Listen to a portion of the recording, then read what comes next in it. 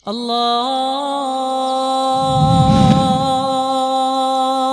أكبر الله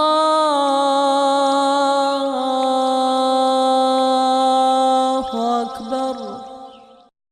بسم الله الرحمن الرحيم. إن الحمد لله نحمده ونستعينه ونستغفره ونؤمن به ونتوكل عليه ونعوذ بالله من شرور أنفسنا ومن سيئات أعمالنا. من يهده الله فلا مضل له ومن يضلل فلا هادي له. وأشهد أن لا إله إلا الله وحده لا شريك له وأشهد أن محمدًا عبده ورسوله.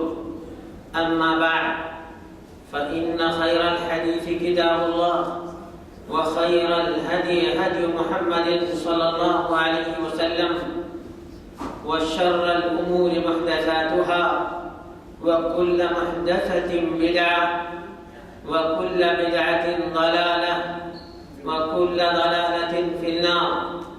أعوذ بالله السميع العليم من الشيطان الرجيم من همزه ونفخه ونفثه. بسم الله الرحمن الرحيم. كنتم خير أمة أخرجت للناس تأمرون بالمعروف وتنهون عن المنكر وتؤمنون بالله.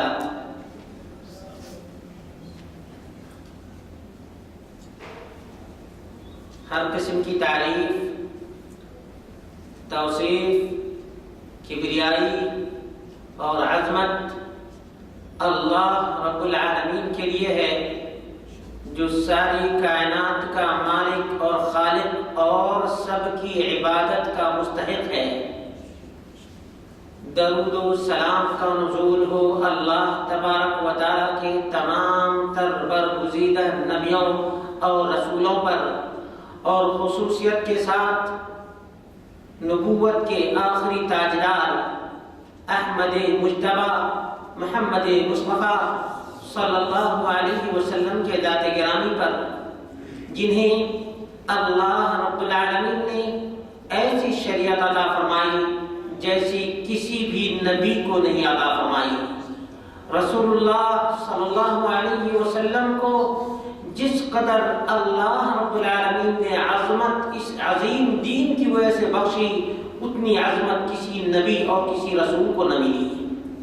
اللہم صل علی محمد وعلی آل محمد کما صلیت علی ابراہیم وعلی آل ابراہیم انک حمید مجید۔ اللہم بارک علی محمد وعلی آل محمد کما بارکت علی ابراہیم وعلی آل ابراہیم انک حمید مجید۔ عزیز دوستوں اور ساتھیوں، قرآن کریم کی یہ آیت جس کی تلاوت کا شرف میں نے حاصل کیا ہے، یقیناً انہی آیات کو، انہی کلمات کو ہمارے آباء و اجداد، اسلاف کرام، رسول اللہ صلی اللہ علیہ وسلم کے صحابہ، تابعین اعظام سب پڑھا کرتے تھے، اور سبوں نے اس پر کما حق و عمل کیا، اور دنیا کے آنکھوں نے دیکھا کہ وہی وہ نسل تھی، وہی وہ جیل تھا جس نے دنیا میں ایک ایسا نظام برپا پیدا کیا جیسا دنیا میں کسی نے نہیں دیکھا تھا۔ اور وہی لوگ تھے، ہمارے وہ آبا تھے، ہمارے وہ اجداد تھے، جنہوں نے دنیا میں انقلاب برپا کیا اور لوگوں کو بتایا کہ ان کا مالک کون ہے، ان کا خالق کون ہے، ان کا رازق کون ہے، اور ان کا داتا کون ہے، ان کا معبود کون ہے، اور یہ بھی بتایا کہ دنیا میں جب تک ایک مومن زندہ رہتا ہے صرف اللہ کے لیے زندہ رہتا ہے، جب بھی مرنا ہوتا ہے تو اللہ کے لیے مرتا ہے۔ ہمارے اسلاف کی یہ تاریخ تھی، ہمارا یہ کارنامہ تھا، اور ہم نے دکھا دیا کہ بتوں کی پوجا کرنے والے کس طرح سے توحید کے علم برداروں کے سامنے سر نگو ہو گئے اور سر جھکا دیے، اور توحید کے علم برداروں نے دنیا میں ایسا نظام جس میں توحید ہی توحید تھا، اور یہ شرک کے سب سے بڑے دشمن تھے، شرک کے سب سے بڑے دشمن تھے، اور انہوں نے پوری زندگی ایسی ہی گزاری۔ ایک زمانہ ایسا آیا کہ آج مسلمان جو کلمہ پڑھتا ہے، مسلمان جو قرآن پڑھتا ہے، مسلمان جو محمد رسول اللہ صلی اللہ علیہ وسلم کا نام لیتا ہے، آج ان کو توحید کی دعوت دینی پڑتی ہے۔ آج ان کو جن کا کام کیا تھا؟ جن کا کام یہ تھا کہ کائنات میں جتنے بھی شرک کرتے ہیں تمام کو ختم کر دینا ہے،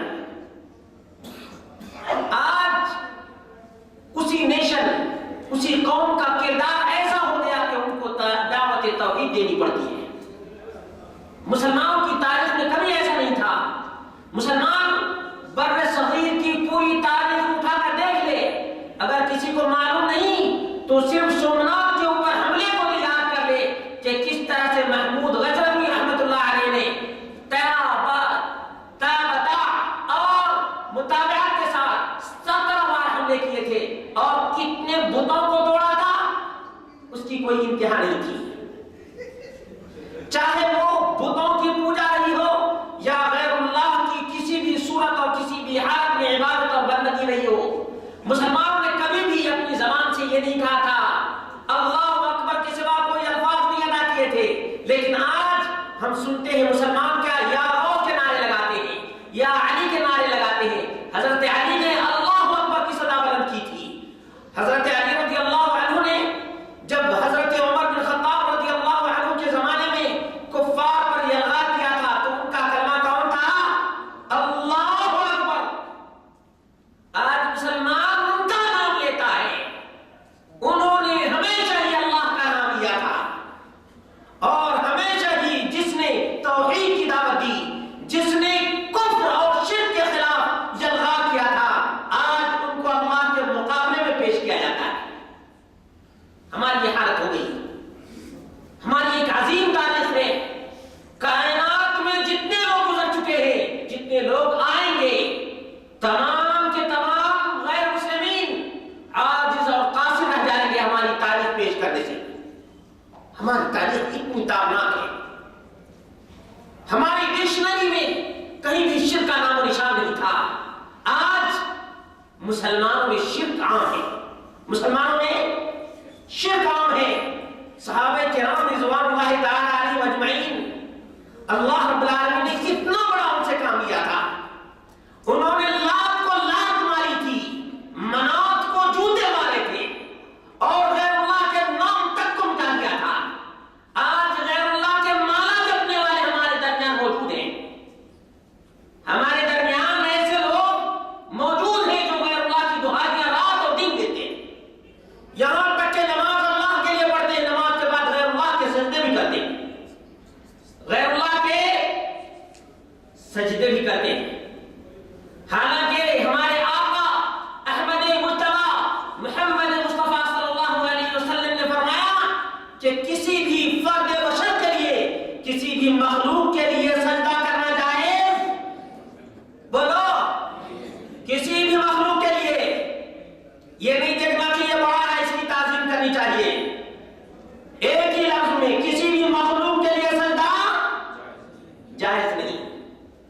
آج دیکھو جتنے ہی مزار ہیں اتنے ہی مسجود ہیں، جتنی ہی مزار ہیں اتنے کیا ہیں؟ مسجود، ان کا سجدہ کیا جاتا ہے، دعائیں ان کی دی جاتی ہیں۔ ہمارے نوجوانوں کو معلوم ہونا چاہیے اور یہ بات اچھی طرح جان لینی چاہیے کہ ہر قوم اپنی تاریخ پر فخر کیا کرتی ہے۔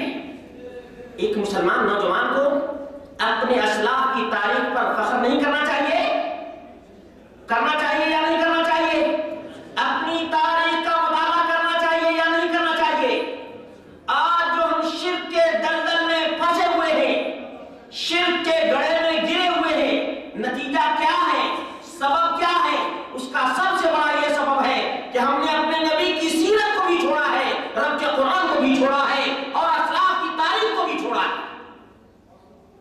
ورنہ ہمارے اسلاف کو صرف پتہ چل جاتا تھا کہ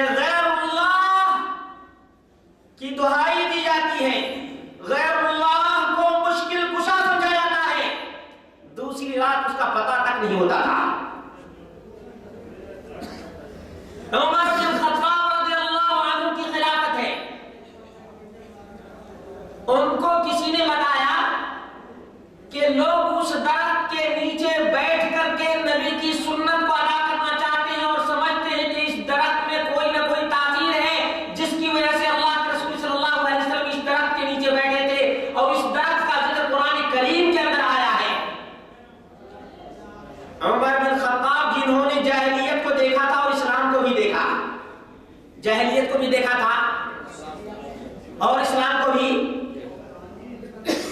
انہوں نے کہا کہ ان لوگوں کو بلاؤ,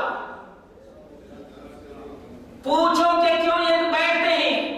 کہا کوئی اور بات تو نہیں ہے, لیکن ایک بات ہے کہ اس کا ذکر قرآن میں آیا ہے اور محمد رسول اللہ صلی اللہ علیہ وسلم اس درخت کے نیچے بیٹھ کر کے بیعت لی تھی رسول اللہ صلی اللہ علیہ وسلم نے. عمر بن خطاب رضی اللہ عنہ نے اس درخت کا نام و نشان ایسے مٹایا کہ دوسری مرتبہ وہی لوگ جو پہلے بیٹھا کرتے تھے گئے, لیکن ان کو جگہ تک کا پتہ نہیں چلا. بولو جگہ, درخت کو چھوڑ دو, درخت کے پتے کو چھوڑ دو, درخت کی ٹہنیوں کو چھوڑ دو, درخت کے جڑوں کو چھوڑ دو, درخت کی جگہ کا بھی پتہ نہیں چلا. ہمارے اسلاف کی تاریخ غیر اللہ سے اللہ کے مقابلے میں محبت بالکل نہیں. جہاں پر اللہ کی محبت ہونی چاہیے غیر اللہ کی وہاں محبت نہیں چلے گی. جیسے جیسے غفلت بڑھتی جانے لگی, درخت کی بھی پوجا ہوتی ہے آج, شجر کی بھی پوجا, حجر کی بھی پوجا, یہاں تک کہ مٹی کو زمانے کفر میں کفار مکہ گوندھ کر کے عبادت کیا کرتے تھے.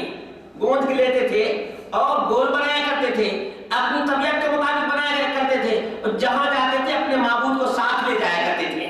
اللہ رب العالمین نے کیا خوب فرمایا, ضعف الطالب والمطلوب, مانگنے والے بھی فقیر اور جن سے مانگا جا رہا ہے وہ بھی کنگال, دونوں کے دونوں بے بس, لاچار. اب اللہ کے رسول صلی اللہ علیہ وسلم کے صحابہ جنہوں نے دیکھا تھا کہ ہم کیا کیا کرتے تھے اور کس طرح سے ہم نے ان کو اپنی تلواروں سے ضربیں لگائی, حضرت خالد بن ولید رضی اللہ عنہ کو اتنا غصہ آیا, کہا کہ یہی وہ بت ہے جس کی ہم زمانے جاہلیت میں عبادت کیا کرتے تھے, آج ہم ہی اس کا قلا قما کریں گے, آج ہم ہی اس کا قلا قما کریں گے. اور ضرب لگائی, پہلے ضرب میں دھواں نکلا, سب کے سب تماشا بھی دیکھنے والے موجود تھے. انہوں نے کہا کہ اب اس کا ستیہ ناش ہوگا. حضرت خالد بن ولید رضی اللہ عنہ نے دوبارہ لگائی اور تیسری ضرب میں اس کا کام تمام کر دیا. ان کے دل میں ایک بات رہ گئی, اللہ کے رسول صلی اللہ علیہ وسلم سے عرض کیا, اللہ کے رسول اللہ کا شکر ہے کہ ہم نے اس بت کا خاتمہ کر دیا جس بت کی ہم پوجا کیا کرتے تھے, لیکن ایک بات میرے ذہن میں ہے, وہ یہ ہے کہ ہم نے جب پہلی ضرب لگائی تھی تو اس میں سے دھواں نکلا تھا. یہ دھواں کیا تھا, یہ دھواں کیا تھا؟ رسول اللہ صلی اللہ علیہ وسلم نے فرمایا کہ تم کو پتا نہیں خالد, یہ دھواں نہیں, یہ شیطان کا دھواں تھا جس کو تم نے نکال دیا. یہ شیطان تھا جس کو تم نے صاف کر دیا, وہ دھواں بن کر کے نکل گیا. تم نے اس کو بالکل ہی بے خوبن سے اکھاڑ دیا. صحابہ کرام ہمارے اسلاف کی تاریخ مجد, عزت, کرامت اور ہمت, شجاعت, بہادری, یہ پوری ہماری تاریخ ہے, پوری کی پوری ہماری تاریخ. نبی اکرم صلی اللہ علیہ وسلم سے لے کر تابعین اعظام, ائمہ کرام کی بات آئی تو یہ بھی سنتے چلے. امام ابو حنیفہ رحمۃ اللہ علیہ نے ایک آدمی کو دیکھا کہ قبر کے پاس ایسے جھکا ہوا ہے اور کچھ گنگنا رہا ہے. امام ابو حنیفہ رحمۃ اللہ علیہ نے پوچھا کہ کیوں تم یہاں پر بیٹھے ہوئے ہو اور کچھ بول رہے ہو؟ کہا کہ ایک زمانہ ہو گیا میں قبر والے سے کچھ مدد مانگ رہا ہوں, لیکن آج تک میری دعا سنی نہیں گئی ہے. امام ابو حنیفہ رحمۃ اللہ علیہ نے فرمایا کہ تم ماتھا رگڑتے رہ جائے گا لیکن تیری مراد کبھی بھی پوری نہیں ہوگی. تیری مراد کبھی بھی پوری نہیں ہوگی. یہ ہمارے اسلاف ہیں, یہ ہمارے ائمہ اعظام ہیں جنہوں نے شرک کو ذرا برابر گوارا نہیں کیا, تھوڑا بھی برداشت نہیں کیا. انہوں نے یہ نہیں دیکھا کہ ہو سکتا ہے کہ قبر والے کے لیے دعا کر رہا ہو, قبر والے سے دعا نہ کر رہا ہو, بلکہ کہا کیا کر رہے ہو؟ کہا کہ میں یہاں آ کر کے, آج بہت سے لوگ ہیں نا کہتے ہیں کہ ہم ان کا وسیلہ پکڑتے ہیں. کہا کہ یہیں پر وسیلہ پکڑتے رہو اور پکڑتے پکڑتے الجھ جاؤ گے, لیکن تمہاری مراد پوری نہیں ہوگی، کبھی پوری نہیں ہوگی۔ ہمارے اسلاف کی یہ تاریخ تھی اور ہم اس میں کوتاہی برتنے والے۔ اللہ تبارک و تعالیٰ بولو سب کو ہدایت عطا فرمائے، اللہ تعالیٰ ہم سب کو ہدایت عطا فرمائے۔ ہم اپنے اسلاف کی تاریخ سے بہت دور ہو گئے، بہت تو بہت زیادہ دور ہو گئے، یہاں تک کہ جن کے آباء و اجداد، ہمارے اور آپ کے آباء و اجداد، یہ 33 کروڑ یہاں تقریباً جو لوگ بیٹھے ہوئے ہیں، ان سب کا تعلق بر صغیر سے ہے۔ کہاں سے ہے؟ بر صغیر سے سب کا تعلق ہے نا۔ بر صغیر میں 33 کروڑ دیوی دیوتا اور معبودوں کی عبادت اور بندگی کی جاتی تھی۔ یاد رکھو کوئی بھی اس سے مستثنا، کوئی بھی یہ نہیں کہہ سکتا ہمارے باپ دادا سب کے سب، یہاں تک کہ مکہ میں جو لوگ تھے وہ بھی سینکڑوں کی پوجا اور عبادت کیا کرتے تھے، سینکڑوں کی کیا کرتے تھے؟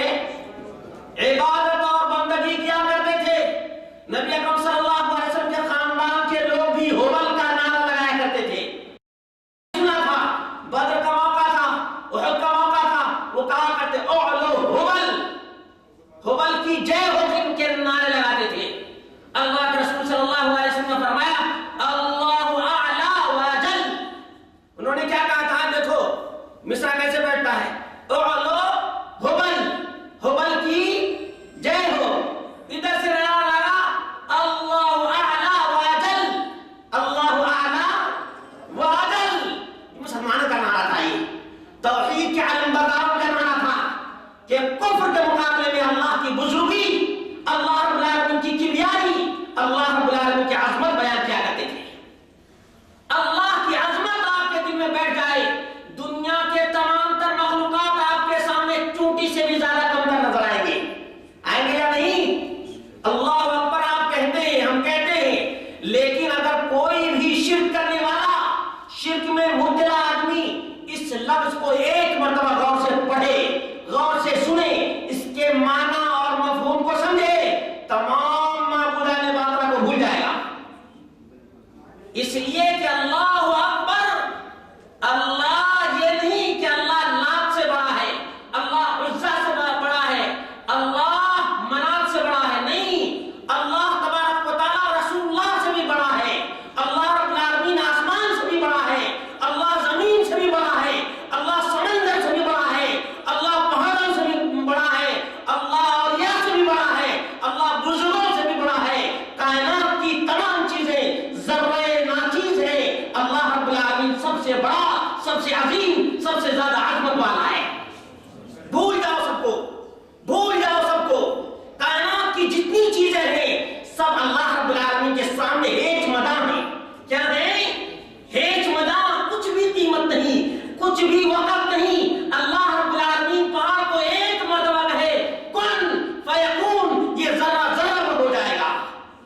اللہ رب العالمین انسان کو ایک مرتبہ کہے مر جا، مر جائے گا۔ کسی کے اندر کوئی جرأت نہیں کہ اللہ رب العالمین پر کوئی اعتراض کر سکے۔ کر سکتا ہے؟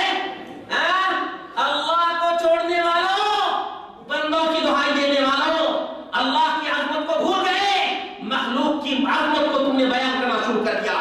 آؤ مشکل میں سمجھاتا ہوں، مشکل کہاں سے آئی؟ اللہ رب العالمین کی کبریائی بیان کرنا چھوڑ دیا، لوگوں نے چھوٹوں کی بڑائی بیان کرنی شروع کر دی۔ اب چھوٹے اوپر ہو گئے، بڑا جو تھا اس کو بھلا دیا۔ اس کو کیا کیا؟ آج بھلایا ہے یا نہیں بھلایا ہے؟ بیٹا بیمار ہے، غوث کا نام لیا، قربانی کا موقع آیا، قربانی نہیں دیا، غوث کے بکرے کا موقع آیا، غوث کا بکرا۔ بھول گئے کہ نہیں بھول گئے؟ اللہ کو بھول گئے یا نہیں؟ عزیزو، اللہ رب العالمین کی عظمت کو فراموش کرنے کا نتیجہ اپنی آنکھوں سے تم دیکھو اور دیکھ رہے ہو۔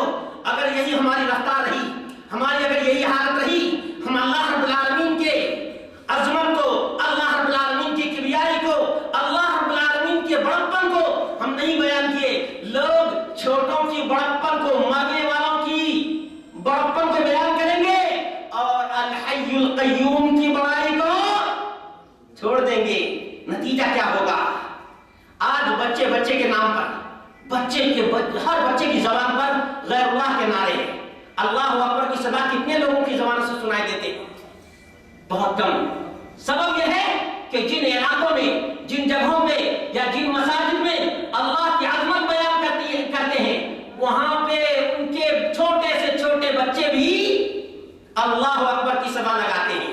لیکن جن علاقوں میں، جن مسجدوں میں، جن جلسوں میں غیر اللہ کی دہائی دی جاتی ہے، وہاں کے چھوٹے سے چھوٹے بچے، اللہ کے رسول صلی اللہ علیہ وسلم نے کیا ہی سچ فرمایا تھا، فَأَبَوَاهُ يُهْوِدَانِهِ أَوْ يُنَصِّرَانِهِ أَوْ يُمَجِّسَانِهِ۔ بچہ یہ توحید پر پیدا ہوتا ہے۔ کس پر پیدا ہوتا ہے؟ توحید پر پیدا ہوتا ہے۔ اس کے ماں باپ، اس کے سماج، اس کی سوسائٹی، اس کے افراد، اس کے اعزا، اس کے اقارب، اس کے رشتہ دار، یہ سب کے سب اس کو کیا کرتے ہیں؟ جیسے وہ رہتے ہیں ویسے بچے کو بناتے ہیں۔ ویسے کیا کرتے ہیں؟ بچوں کا کوئی گناہ نہیں۔ چھوٹے سے بچے کو آپ دیکھیں گے کہ آپ توحید سکھائیں گے، یہ توحید ہی کا گن گائیں گے، چھوٹے سے چھوٹے بچے کو۔ اور آپ اگر چھوٹے سے بچے کو شرکیہ کلمات سکھائیں گے، شرکیہ کلمات وہ بولیں گے۔ اللہ رب العالمین نے ان کو اتنا نرم و نازک بنایا ہے کہ وہ ہر بات کو کیچ کر لیتے ہیں۔ لیکن ہماری ذمہ داری کیا ہے کہ ہم ان کو توحید کی دعوت دیں، توحید کی باتیں بتائیں۔ اور جس نے ان کو پیدا کیا ہے، بولو بچے کو کس نے پیدا کیا ہے؟ کوئی هل من خالق غیر اللہ؟ بولو اللہ کے علاوہ بھی کوئی خالق ہے؟ اللہ کے علاوہ بھی کوئی خالق ہے؟ پھر اللہ رب العالمین نے فرمایا افلا تتفکرون، تمہیں کیا ہے گیا ہے، تم سوچتے کیوں نہیں، تم غور کیوں نہیں کرتے؟ کیا تمہارے ذہن سے، تمہارے دماغ سے اللہ رب العالمین کی خالقیت نکل گئی ہے، اللہ رب العالمین کی ربوبیت نکل گئی ہے، اللہ رب العالمین کی الوہیت نکل گئی ہے؟ شرک کرنے والوں، جوانوں ذرا سوچو تو صحیح، تم کو دنیا میں آنے کے بعد پتا چلا کہ یہ فلاں بھی ہے، فلاں بھی ہے، فلاں بھی ہے، اور کسی کے 333 ہیں، کسی کے 33 کروڑ ہیں، تو تمہارے بھی کتنے ہو گئے؟ جیسے جیسے زمانہ گزرتا ہے ویسے ویسے ان کی تعداد میں اضافہ۔ بولو کسی زمانے میں غوث، اس کے بعد کوئی اور، اس کے بعد کوئی اور، اس کے بعد کوئی اور۔ آج بھی اگر رات میں کوئی مر جائے گا تو وہ کل بابا ہو جائے گا۔ رات میں اگر کوئی مر جائے گا نا، کل کیا ہوگا؟ بابا بن جائے گا۔ اور تو چھوڑ دو، کوئی بابا نہیں ہے، رات کے اندھیرے میں اگر کسی نے اونچی قبر کر دی، اس پر ایک چادر چڑھا دی، کل دیکھو گے دوسری چادر ہے، پرسوں دیکھو گے تیسری چادر ہے، اور چوتھے روز دیکھو گے تو وہ بھی چادر ہے۔ 5ویں دن جو نمبر آئے گا وہ مجاور کا ہوگا۔ کس کا ہوگا؟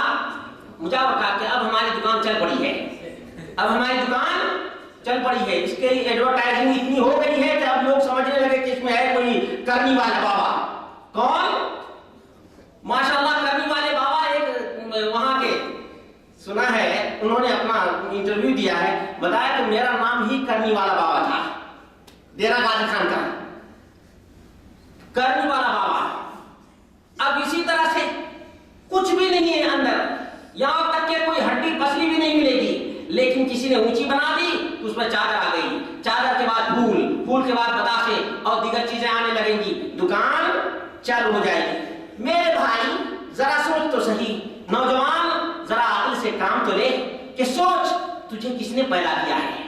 آج تو اس کو جانتا ہے، جب تم ماں کے پیٹ میں بھی نہیں آیا تھا تب تمہیں کس نے بنایا تھا، جب تم ماں کے پیٹ سے نکل گئے تو تم کو کون کھلاتا اور پلاتا تھا، تمہاری روزی کا انتظام کس نے کیا، جب تم بولنا نہیں جانتے تھے۔ نوجوانوں غور کرو، جب تم بولنا نہیں جانتے تھے اللہ کو جانتے تھے، جب تم کو بولنا آ گیا تو تم نے اللہ کے سامنے کسی اور کا نام لینا شروع کر دیا۔ جب تک تم کو بولنا نہیں آتا تھا تم اپنے رب کو جانتے تھے، تم اپنے خالق کو جانتے تھے، تم اپنے مالک کو جانتے تھے، جس نے تم کو ناچیز سے چیز بنایا اس کو تم جانتے تھے۔ زبان آئی غیر اللہ کے نام لینے لگے۔ سوچ تو ذرا کہ غیر اللہ جس کی تو دہائی دیتا ہے، میں نام نہیں بتاؤں گا، نام کتنے کے لوں، جتنے علاقے اتنے ہی نام ہیں، جتنے علاقے اتنے ہی نام ہیں، اور جتنے ہی محلے آج کے زمانے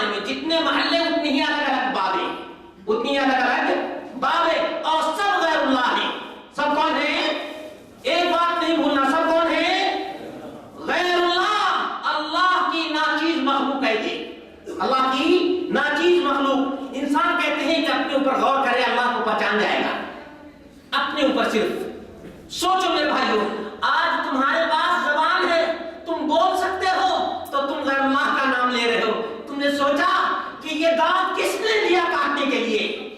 بتاؤ یہ زبان تم کو کس نے دیا کھولنے کے لیے؟ مجھے بتاؤ کہ یہ مائنڈ جس سے تم کام لیتے ہو یہ کس نے تم کو عطا فرمایا؟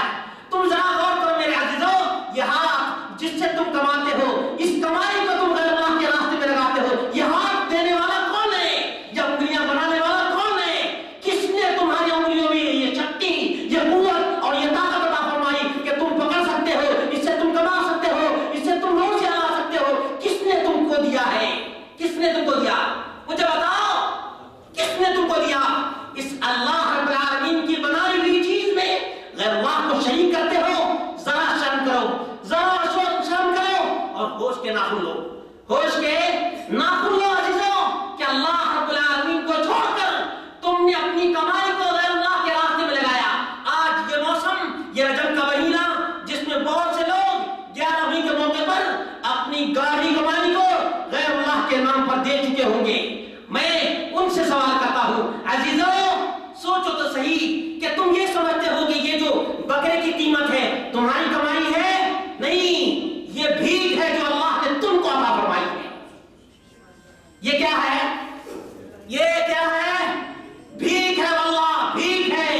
اور صاف لفظوں میں سنو، یا ایھا الناس انتم الفقراء الی اللہ، لوگو تم سب کے سب اللہ رب العالمین کے در کے بھیکاری ہو، بھیکاری منگتے ہو۔ سنو، کون ہو تم؟ منگتے، بھیک مانگنے والے ہو۔ اللہ رب العالمین اگر تمہاری جھولی میں ڈال دیتا ہے تو تم یہ نہیں سمجھنا کسی بابے کا کرم ہے یا اس بابے نے تم کو دے دیا ہے، بلکہ اللہ رب العالمین نے تم کو انما اموالکم واولادکم فتنہ یہ مال دیا ہے۔ آج بہت سے لوگ گھمنڈ کرتے ہیں، غریب نواز نے ہم کو دیا ہے، غریب نواز کے راستے پر ہم دیتے ہیں۔ سوچو تو صحیح، جو سانس نہیں لے سکتا، جو کان سے سن نہیں سکتا، جو آنکھ سے دیکھ نہیں سکتا، جو پیر سے چل نہیں سکتا، جو ہاتھ سے پکڑ نہیں سکتا، وہ تم کو داتا بن گیا آج؟ بولو، خود کو نہیں دے سکتا ہے، تم کو دے سکتا ہے؟ جس نے تم کو دیا، تمہاری جھولی میں پیسے ڈالے، یہ کمائی تم کو عطا فرمائی، اس کمائی کا حقدار کون ہے؟ بولو کون ہے؟ اللہ رب العالمین۔ اسی لیے اللہ رب العالمین کو، اللہ رب العالمین نے محمد رسول اللہ صلی اللہ علیہ وسلم کو حکم دیا، قل، کیا لفظ ہے؟ بولو، قل ان صلاتی و نسکی و محیایا و مماتی، بولو بولو، للہ رب العالمین۔ ہماری تاریخ یہی ہے، ہماری نسبت بھی یہی ہے۔ ہم کس کے ہیں؟ ہم کس کے ہیں؟ ہماری کمائی کس کے لیے ہے؟ ہماری کمائی کس راستے میں جائے؟ اللہ کے راستے میں۔ ہماری زندگی کا ایک ایک قطرہ، زندگی کا ایک ایک پسینہ اللہ رب العالمین کے لیے وقف ہونا چاہیے۔ کس کے لیے؟ اللہ رب العالمین کے لیے وقف ہونا چاہیے۔ ہمارے پسینے کا ایک بھی قطرہ غیر اللہ کے لیے کبھی بھی نہیں۔ لا شریک لہ، اس کا کوئی شریک ہے؟ بولو، بکرا دینے والوں، بکرا کس نے پیدا کیا ہے؟ واللہ انسان تو انسان، ایک جانور بھی حیران اور پریشان ہوگا کہ یہ بکرا جس کو اللہ رب العالمین نے حیات عطا فرمائی، کس نے زندگی دی؟ ایک بکرا، اس کا کیا قصور ہے؟ ایک مرغا، اس کا کیا قصور ہے؟ ایک گائے، ایک بھینسا، اس کا کیا قصور ہے کہ غیر اللہ کو اسے چڑھایا جا رہا ہے؟ عزیزو، وہ بھی حیران ہوگا لیکن مجبور ہے، بے بس ہے۔ قیامت کا دن ہوگا، وہ اللہ رب العالمین کے سامنے پیش کرے گا، کہے گا کہ اللہ رب العالمین میں مدعی ہوں اور یہ شخص مجرم جو مدعا علیہ ہے، مجھے تو نے پیدا کیا، اس نے غیر اللہ پہ مجھ کو چڑھایا۔ ایک جانور تک کہے گا، ایک جانور تک کہے گا۔ اور باتیں چھوڑو، درخت، آج بہت سے لوگ درختوں سے امیدیں لگاتے ہیں، کہا اس کا پتا توڑ لیا اور اگر اس کا پھل گر گیا تو بیٹا ہوگا۔ یقین جانو وہ درخت کہے گا، قیامت کا دن ہوگا کہ اللہ رب العالمین تو نے مجھے پیدا کیا، اللہ رب العالمین میرے اندر کوئی طاقت اور قوت نہیں کی، لیکن یہ وہ قوم ہے جس نے تیرے در کو چھوڑا ہے اور میرے در کو پکڑا ہے، میرا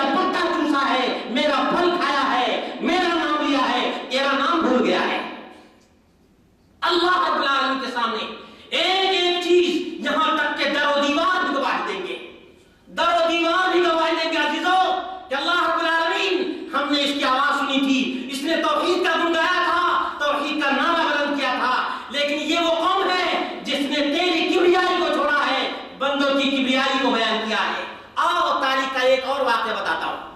اللہ رب العالمین ہم سب کو اپنی تاریخ سے نصیحت حاصل کرنے کی توفیق عطا فرمائے. بولو آمین. عزیز دوستو ساتھیو، عمر بن خطاب رضی اللہ عنہ کا زمانہ ہے. عمر بن خطاب رضی اللہ عنہ کے زمانے میں ویسے تو لات اور عزا اور منات کی پوجا اور پرستش، اس کی عبادت ختم ہو چکی تھی. جزیرۃ العرب پاک ہو گیا تھا. کس سے پاک ہوا تھا؟ شرک سے پاک ہوا تھا. اور بولو سب سے بڑی نجاست کون سی ہے؟ بولو اونچی آواز سے بولو. سب سے بڑی نجاست کون سی ہے؟ اور سب سے بڑا پلید اور ناپاک کون ہے؟ اللہ رب العالمین نے فرمایا انما المشرکون نجس. انما المشرکون نجس. جانتے ہو نجاست صرف پلیدی اور گندگی کو نہیں سمجھو. یہ جو عقیدے کا گندا ہے یہ سب سے بڑا پلید ہے. یہ سب سے بڑا پلید اور ناپاک ہے. عمر بن خطاب رضی اللہ عنہ کے زمانے میں ایک بڑا قلعہ باقی رہ گیا تھا. وہ قلعہ کون سا تھا پتا ہے؟ اپنے آپ کو بڑے فخر سے کہا کرتے تھے اور آج بھی بہت سے لوگ نہیں جانتے ہیں. وہ آگ کی پوجا. آگ کا بنانے والا کون ہے؟ بولو آگ کا بنانے والا کون ہے؟ اللہ رب العالمین نے فرمایا افرأیتم النار التی، بتاؤ اس آگ کے بارے میں جس کو تم جلاتے ہو. کس نے پیدا کیا ہے؟ بتاؤ کس نے پیدا کیا آگ کو؟ آگ عبادت کے لائق ہے یا جس نے آگ کو پیدا کیا وہ عبادت کے لائق ہے؟ بولو نا میرے بھائی. مالک کو چھوڑتے ہو غلام کی پوجا کرتے ہو، کون سی عقل مندی ہے؟ مالک کو چھوڑتے ہو، داتا کو چھوڑتے ہو، منگتا کو پوجتے ہو. داتا کو چھوڑتے ہو اور منگتا سے مانگتے ہو. لا حول ولا قوت الا باللہ. عقل سے کام لو عزیزو. دوستو میرے نوجوان ساتھیوں، جن کی عمر میں ایک رمق بھی باقی ہے، ان کو اپنے دماغ کا استعمال کرنا چاہیے. عمر بن خطاب رضی اللہ عنہ نے اپنا ایلچی بھیجا ہے. کہاں بھیجا ہے پتا ہے؟ ایران. یہ آگ کی پوجا کرنے والی قوم، ان کو عربی زبان میں مجوس کہا جاتا ہے. فارسی زبان میں آتش پرست کہا جاتا ہے. کیا کہا جاتا ہے؟ آتش پرست. ان کے دو خدا ہیں. کتنے خدا ہیں؟ 33 کروڑ دیوتاؤں کی بات تو سن لیے نا، یہ بھی سن لو. آتش پرست کے دو خدا ہیں. ایک خیر کا خدا ہے، ایک اچھائی کا خدا ہے، دوسرا برائی کا خدا ہے. تو یہ دونوں کی پوجا کرتے ہیں. ان میں آگ سب پہ ہائی اور سب سے زیادہ پاورفل ہے. آگ کبھی بجھتی، آگ بجھانے کے لیے کون گیا؟ توحید کا علم بردار گیا. آگ کو بجھانے کے لیے کون گیا؟ توحید والا یہی کام کرتا ہے. اللہ کی کبریائی کو بیان کرتا ہے، مخلوق کی کبریائی کو نیست و نابود کرتا ہے، بے خوبن سے اٹھا پھینکنے کے لیے. جب رستم کو یہ بات ملی، یہ فوج کا سپہ سالار اور کمانڈر تھا. کون تھا رستم؟ سپہ سالار تھا، کمانڈر تھا. اس کو خبر پہنچی، بادشاہ تک خبر پہنچائی گئی. بادشاہ نے تمام ان سہرا نویدوں کو پوچھا کہ بھائی تم کیوں آئے ہو؟ کیا مقصد ہے؟ کیا تم روٹی لینے کے لیے آئے ہو؟ بوٹی لینے کے لیے آئے ہو؟ روٹی کے محتاج تھے، روٹی ہم دیا کرتے تھے. آج بھی تمہاری روٹی کا انتظام کرنے کے لیے بادشاہ تیار ہے. بولو تو صحیح کیا مقصد ہے؟ وہ جملہ اگر کوئی مسلمان یاد رکھے گا، میں اللہ رب العالمین کو گواہ بنا کر کہتا ہوں زندگی میں کبھی شرک نہیں کرے گا. انہوں نے کہا تھا کہ پہلے ہم روٹی مانگا کرتے تھے، آج حکومت مانگنے آئے. اللہ رب العالمین نے ہم کو ایسا دین عطا فرمایا ہے، لِإِخْرَاجِ الْعِبَادِ مِنْ عِبَادَةِ الْعِبَادِ إِلَىٰ رَبِّ الْعِبَادِ. اس دین کا حکم یہ ہے کہ بندوں کو بندوں کی غلامی سے نکالو اور بندوں کے رب کی طرف بلاؤ. کس کی طرف؟ آج وہی کام ہم کلمہ پڑھ کر کے بولتے ہیں یا نہیں کرتے ہیں؟ کرتے ہیں یا نہیں کرتے؟ آج بندوں کا نام لیتے یا نہیں لیتے عزیزو؟ بندوں کا نام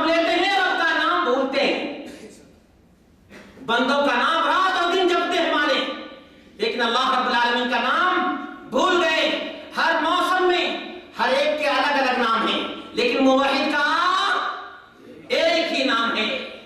جب بھی عبادت کرے گا صلاتی و نسکی، نمازی نہیں، ہماری جسمانی جتنی عبادتیں ہیں سب کس کے لیے ہیں؟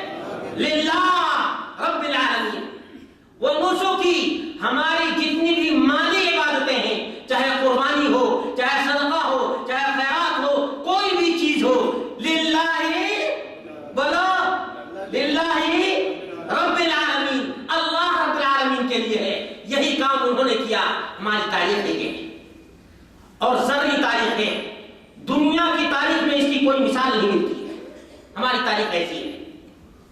اس کے بعد کا زمانہ لے لو، حضرت عمر بن خطاب رضی اللہ عنہ کے زمانے میں سن 14 ہجری، نبی اکرم صلی اللہ علیہ وسلم کی وفات کو ابھی چند ہی سال ہوئے ہیں، اور اسلام کا نہیں توحید کا پھیلا. کس کا؟ توحید کا پرچم کہاں لہرا رہا ہے؟ آتش کدہ میں. کہاں بولو؟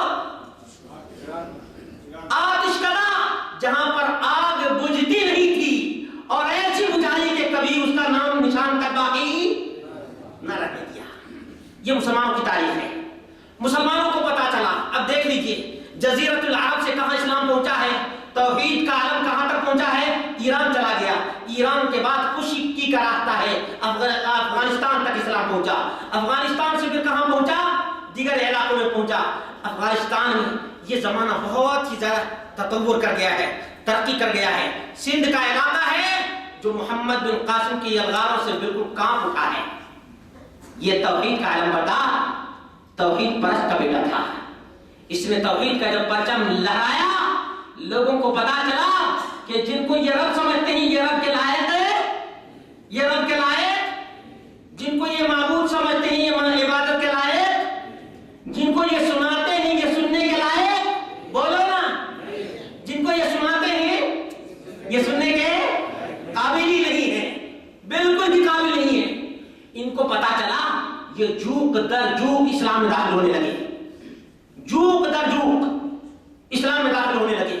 اس کے بعد اور بھی غیرت مند توحید کے علم برداروں کو، توحید پرست کے بیٹوں کو پتا چلا کہ ابھی یہ علاقہ تو بالکل ہی شرک سے خالی ہو چکا ہے، توحید کا پھریلا لہرا رہا ہے.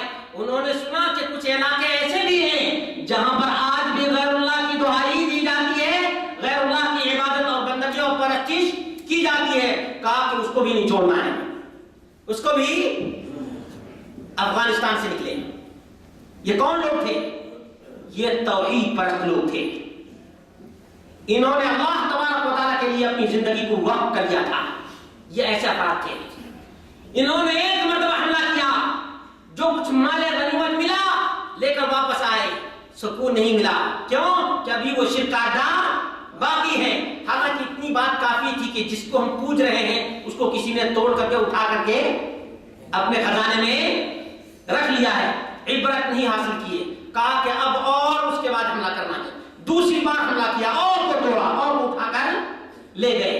تب بھی عبرت حاصل کرنی چاہیے نا کہ یہ ضعف الطالب والمطلوب، کہ یہ مانگنے والے اور جن سے مانگا جا رہا ہے سب کے سب کمزور ہیں، بے بس ہیں، لاچار ہیں.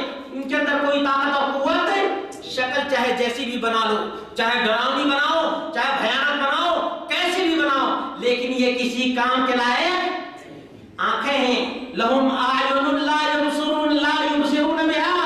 آنکھیں تو نظر آتی ہیں، بڑی بڑی آنکھیں، دیکھا ہے نا، آنکھیں بڑی بڑی بناتے ہیں نا، بہت سنوارتے ہیں، بہت سنوارتے ہیں، لیکن کیا یہ آنکھیں دیکھتی ہیں؟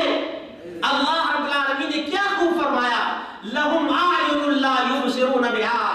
آنکھیں تو ہیں لیکن اس آنکھوں سے دیکھ، چاہے یہ کفار اندھے ہوں، آنکھیں رکھنے کے باوجود نہ دیکھتے ہو، یا مورتیاں اور ان کے یہ معبود ہوں، یہ سب کے سب بے بصیرت ہیں.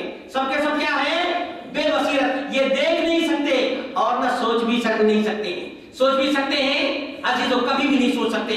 تو مسلمانوں نے، توحید کے علم برداروں نے اٹیک کیا، دوبارہ کیا، 6 بار کیا، 17 بار کیا، عاجز نہیں آئے. یہاں تک کہ حکومتیں قائم ہو گئی. محمد بن تغلق کی حکومت آئی، علاؤالدین خلجی کی حکومت آئی، اسی طرح سے دیگر حکومتیں پے در پے لگاتار آتی گئی. اور انہوں نے ابتدائی زمانوں میں، ابتدائی زمانوں میں، خاص طور سے یہ چوتھی صدی ہجری کی بات ہے، اس زمانے میں توحید کے علم بردار ہی سب پہ غالب تھے۔ اس کے بعد پھر آگے بڑھتے گئے یہاں تک کہ پھر ان کے اندر ایسے لوگ پیدا ہو گئے جو اللہ کو چھوڑ کر غیر اللہ کے لیے عظمت کی بنیادیں تعمیر کرنے لگے۔ کیا کرنے لگے؟ عظمت کی بنیادیں بنانے لگے۔ اب اس کے بعد ذلت کا دور آیا ہے، انہیار کا دور آیا ہے، انحطاط کا دور آیا ہے، رسوائی کا زمانہ آیا ہے، یہاں تک کہ اللہ رب العالمین نے حکومت بھی چھین لیا، سطوت بھی چھین لیا، عزت بھی چھین لیا، عزت کی جگہ پہ اللہ رب العالمین نے ذلت کو مسلط کر دیا، یہاں تک کہ جب نکلنے لگے تو پاؤں میں جوتا تک نہیں تھا۔ جس اللہ رب العالمین نے توحید کی وجہ سے حکومت کا تاج پہنایا تھا، اسی اللہ رب العالمین نے شرک کی وجہ سے، بندوں کی عظمت کو تعمیر کرنے کی وجہ سے اللہ رب العالمین نے ذلت کا تاج پہنا دیا۔ اور یہاں تک کہ اس زمانے کا بادشاہ یہ شعر کہنے پر مجبور ہو گیا کہ کتنا ہے بد نصیب ظفر یار اجڑے دیار میں، کتنا ہے بد نصیب ظفر اجڑے دیار میں، 2 گز زمین نہ مل سکی اپنے دیار میں۔ اس طرح سے اس کا شعر ہے، اس کو صحیح کر لیں گے۔ لیکن عزیز دوستو ساتھیو، یہ شعر کس نے کہا تھا؟ ایک بادشاہ وقت نے کہا تھا، اپنی ذلت کے دور میں کہا تھا۔ تو توحید کی وجہ سے عزت ملتی ہے۔ کیا ملتی ہے عزیزوں؟ عزت، رفعت، بلندی، اس لیے کہ بڑے کے جب غلام ہوں گے تو آپ بھی بڑے بن جائیں گے۔ سنو، بڑے کے جب ہم غلام بنیں گے تو ہماری عظمت، ہماری بڑائی کو اللہ قائم کر دے گا۔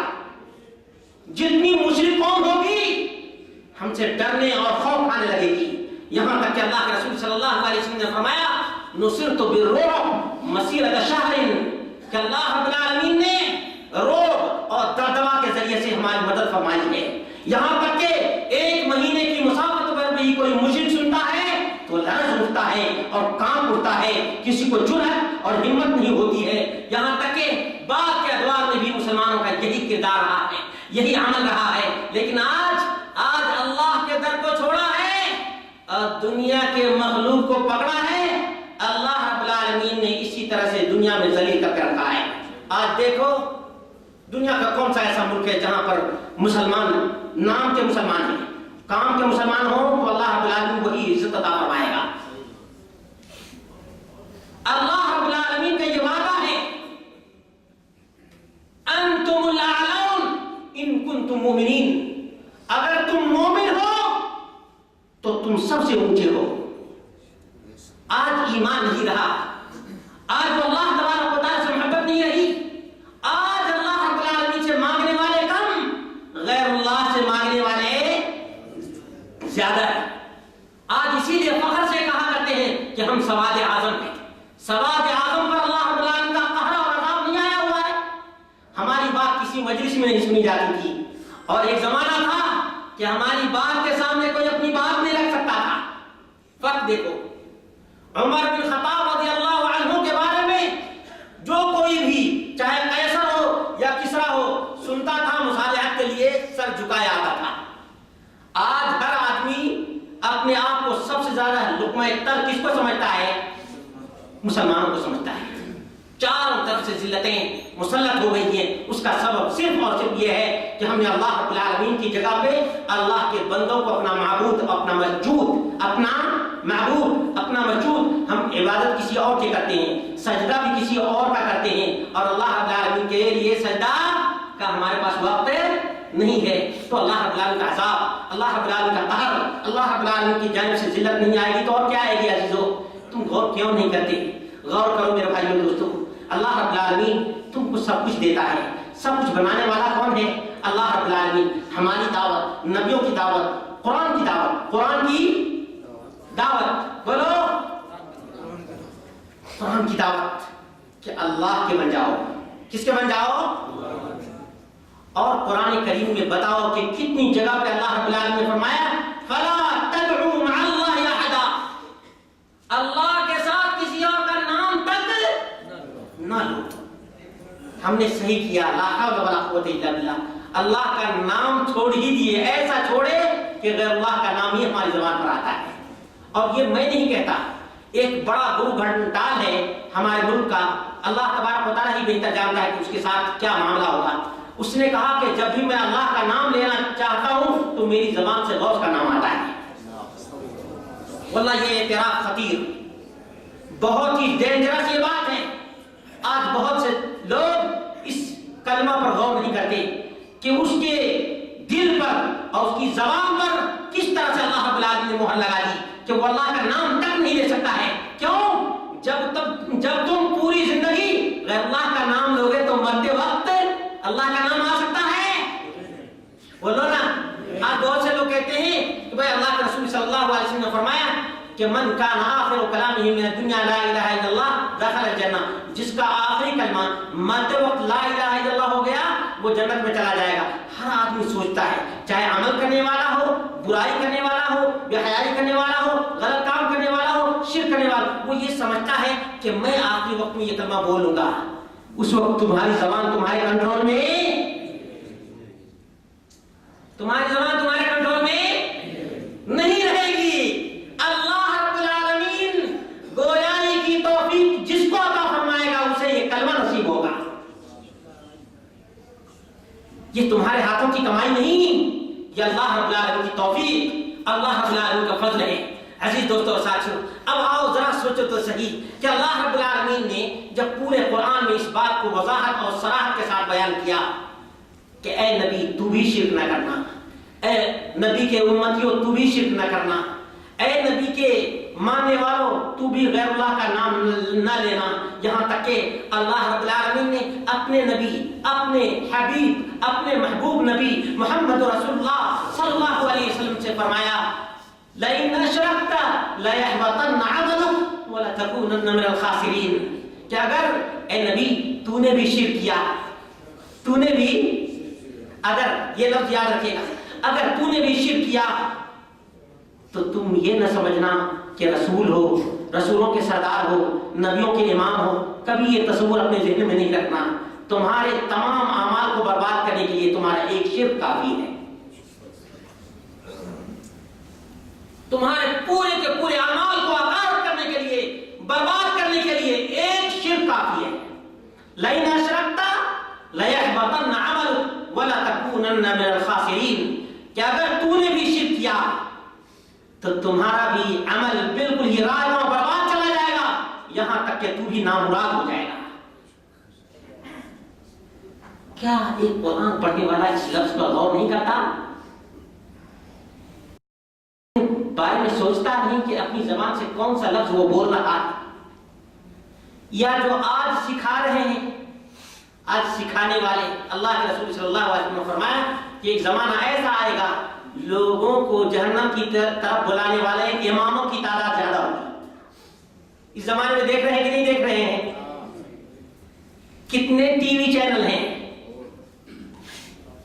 رات اور دن میں کتنے پروگرام توحید کے آتے ہیں اور کتنے شرک کے آتے ہیں، ذرا اندازہ کرو، اندازہ کرو میرے عزیزو. عبرت حاصل کرنے والے کے لیے ایک اشارہ صرف کافی ہے. لیکن اللہ رب العالمین نے قرآن کریم میں بار بار فرمایا، کبھی فرمایا انہ من یشرک باللہ فقد حرم اللہ علیہ الجنہ، جس نے بھی اللہ رب العالمین کے ساتھ کسی بھی چیز کو شریک ٹھہرایا اللہ رب العالمین نے جنت سے محروم کر دیا. ومأواہ النار، اس کا ٹھکانہ جہنم بن گیا.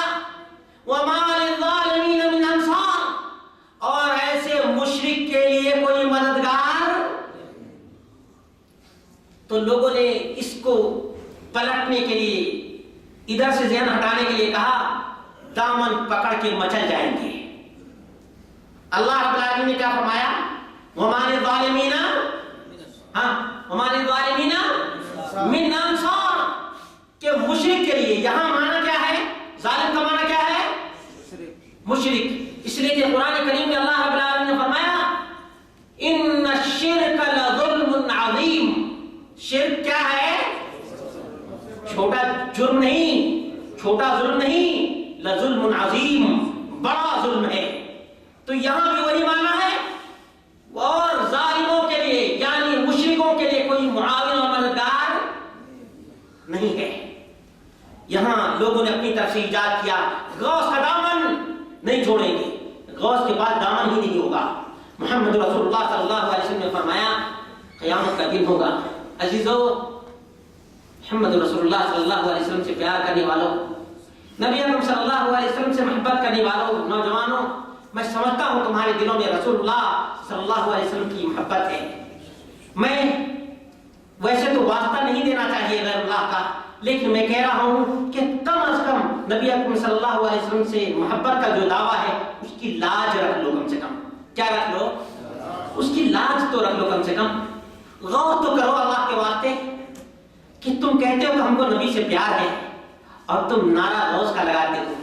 بتاؤ تو صحیح, کبھی محمد رسول اللہ صلی اللہ علیہ وسلم نے بھی یہ نعرہ لگایا تھا؟ ایک لمحے کے لیے ذرا غور کرو کہ یہ نعرہ کیا عمر بن خطاب رضی اللہ عنہ نے کبھی لگایا تھا؟ آج تم جتنے بکرے غوث کے نام پر دے رہے ہو, صحابہ کرام میں سے کسی نے اس نام کو سنا تھا؟ انہوں نے جو کچھ بھی دیا اللہ کے لیے دیا, تم وہی کام کیوں نہیں کرتے؟ نوجوانوں غور تو کرو, تمہارے نبی نے یہ کام کبھی نہیں کیا, بلکہ تمہارے نبی نے تم کو اللہ کی طرف بلایا. تم کو جو لوگ غیر اللہ کی طرف بلا رہے ہیں تم ان کو اپنا پیشوا سمجھتے ہو. واللہ یہ دھوکہ ہے. جو کوئی بھی تم جسے دشمن سمجھتے ہو, قیامت کے دن وہ تمہارے لیے کارآمد ہو سکتا ہے, لیکن تم شرک سے توبہ کرو. شرک سے توبہ کرو. ایک راستہ ہے جو کھلا ہوا ہے.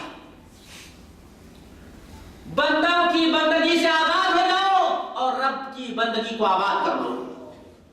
ایک ہی جملہ, تمام کی بندگیوں سے آزاد ہو جاؤ اور رب کی بندگی میں جٹ جاؤ.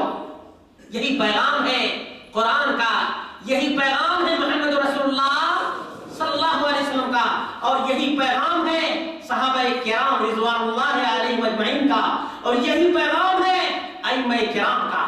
یہی پیغام کس کا ہے؟ جن ائمہ کا تم نام لیتے ہو, مجھے بتاؤ کہ ان کی زندگی میں کبھی یہ غوث کا لفظ آیا؟ بولو.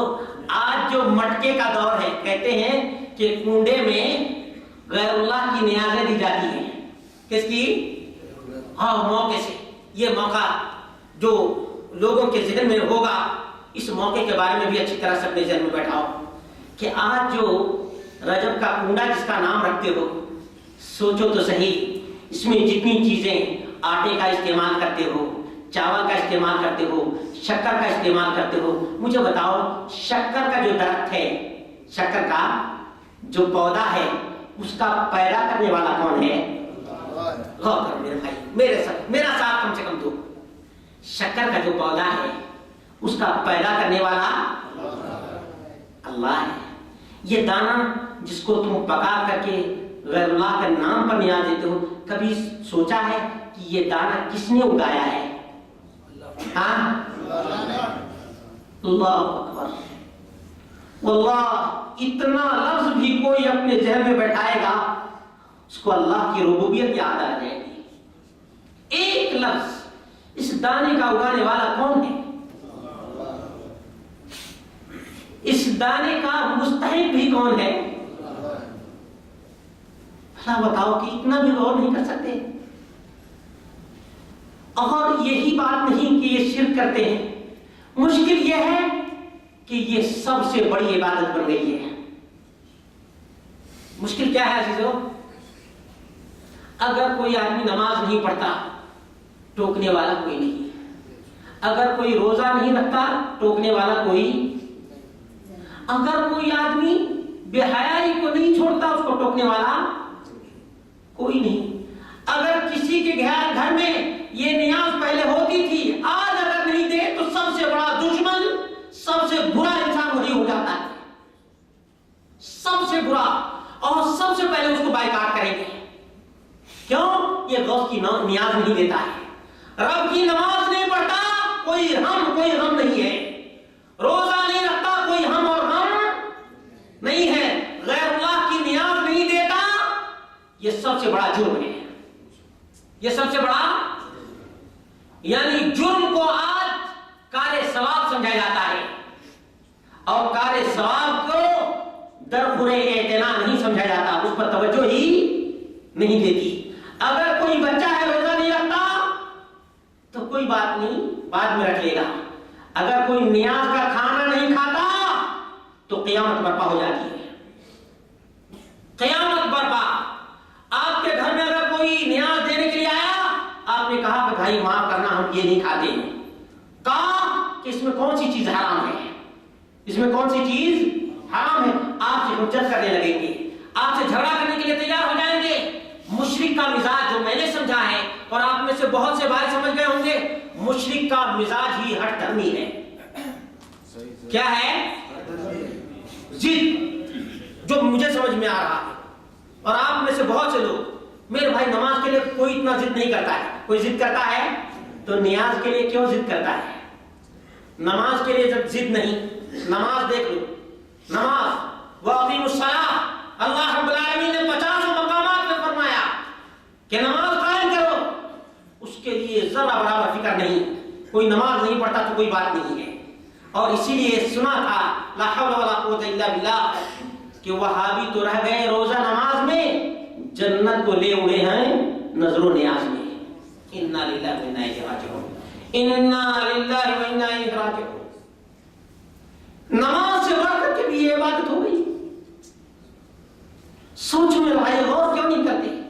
اللہ کا واسطہ دیتا ہوں، اپنے گھر والوں کو سمجھاؤ، اپنی بیوی کو سمجھاؤ، اپنے بچوں کو سمجھاؤ، اپنی پیاری ماں کو سمجھاؤ کہ پیاری ماں، جس نے تم کو پیدا کیا ہے، جس نے ہم کو پیدا کیا ہے، یہ نظر و نیاز اسی کا حق ہے۔ کس کا حق ہے؟ اللہ کا حق ہے۔ یہ کبھی جعفر صادق کا نام آتا ہے، کبھی غوث پاک کا نام آتا ہے، کسی حجویری کا نام آتا ہے، کسی گجمیری کا نام آتا ہے، کسی اجمیری کا نام آتا ہے، کسی بہائچی کا نام آتا ہے، تو کچھوچوی کا نام آتا ہے۔ ہر موقع پر غیر اللہ کا نام تو آتا ہے، کیوں اسی زبان سے اللہ کا نام کیوں نہیں غور کرتے عزیزو؟ ہم اپنے باپ کی طرف بلائیں واللہ ہم مجرم ہیں، ہم اپنے خاندان کی طرف بلائیں مجرم ہیں، لیکن جب ہم تم کو رب کی دعوت دیتے ہیں، واللہ اس سے سچی کائنات کی کوئی دعوت نہیں، اس سے زیادہ سچی کوئی دعوت نہیں ہو سکتی۔ اور جو لوگ تم کو وہابی کے نام پر گالیاں سمجھاتے ہیں، تم ان سے کہو کہ وہاب تو اللہ تبارک و تعالیٰ ہے، تم پاکستان کے ہو، تم کو پاکستانی کہا جاتا ہے، کوئی عار کی بات ہے؟ ہندوستان کے ہیں، ہندی کہا جاتا ہے، کوئی شرم کی بات ہے؟ وہاب اللہ تبارک و تعالیٰ ہے، وہابی کہنے میں ہم کو شرم کیا لگتی ہے؟ کوئی شرم آئے گی؟ بولو میرے بھائی، تو ذرا سمجھو اس بات کو، اور اللہ تبارک و تعالیٰ کا واسطہ دے کر کہتا ہوں، نوجوانوں خود اپنے اوپر غور کرو گے تو اللہ رب العالمین کی قدرت کو یاد کرو گے، اور جب اللہ کی قدرت کو یاد کرو گے تو اللہ کی عبادت بھی کرو گے۔ نظر بھی تم اللہ کے لیے، نیاز بھی تم اللہ کے لیے، سجدہ بھی تم اللہ کے لیے، روزہ بھی اللہ کے لیے، زیارت بھی اللہ کی رضا کے لیے اور اللہ کو خوش کرنے کے لیے، اور جو کچھ ایک پیسہ بھی دو گے اللہ کی رضا کے لیے دو گے۔ اور آؤ ذرا بتا دوں کہ تم نماز اگر پڑھتے ہو، اللہ کے بندو، التحیات کا معنی سوچ لو۔ التحیات بولو نا، یاد ہے التحیات؟ اس کا معنی کیا ہے؟ اس کا معنی ہے کہ ہم زبان سے جتنے بھی اذکار کرتے ہیں وہ سب کس کے لیے ہے؟ اس ہاتھ سے کسی کی مدد کرتے ہیں، کس کے لیے ہے؟ جو کچھ ہم سوچتے ہیں وہ کس کے لیے ہے؟ سوچ بھی عبادت ہے۔ اعمال القلوب اس کا نام ہے۔ کیا نام ہے اس کا؟ اعمال القلوب، دلوں کی عبادت۔ دلوں کی بھی عبادت ہم کس کے لیے کرتے ہیں؟ التحیات للہ۔ یہ زبانی، یہ جسمانی، یہ ہمارے اعضاء کی جتنی عبادتیں ہیں سب کس کے لیے ہیں؟ والطیبات، کس کے لیے ہے طیبات؟ اللہ کے لیے۔ طیبات کیا ہے؟ کہ جتنی بھی مالی عبادتیں ہیں، جتنی بھی زکات اور خیرات اور صدقات اور ہدایہ وغیرہ ہیں، یہ سب کس کے لیے ہیں؟ ارے اور تو چھوڑ دو، تم کس کے لیے ہو؟ بولو تم کس کے لیے ہو؟ اللہ کے لیے۔ اللہ کے بن جاؤ۔ ہماری یہی دعوت، نبیوں کی یہی دعوت، رسولوں کی یہی دعوت، قرآن کی یہی دعوت، دین کی یہی دعوت، رسولوں کی یہی دعوت، اماموں کی یہی دعوت، پیغمبروں کی یہی دعوت، سب کی دعوت یہی۔ اسی دعوت پہ قائم رہو۔ اللہ تبارک و تعالیٰ اس دعوت کو گھروں میں عام کر دے، محلوں میں عام کر دے، ملکوں میں عام کر دے، دنیا میں اس دعوت کو اللہ ہم تو ناتواں ہیں، اللہ ہم کمزور ہیں، اللہ ہماری زبان میں وہ تاثیر عطا فرما کہ لوگ اپنے گھروں میں توحید کو لے آئے۔ اللہ رب العالمین یہ تیرے بندے، یہ تیرے بندوں کے پاس جھکتے ہیں، اللہ تو انہیں توفیق عطا فرما کہ یہ تیرے در پہ جھکیں۔ اللہ جب مانگے تو تجھ سے مانگیں، جب سجدہ کریں تو تیرا سجدہ کریں، یہ تیرے بندے بن جائیں۔ اقول قولی ھذا واستغفر اللہ لی ولکم ولسائر المسلمین والحمد للہ رب العالمین۔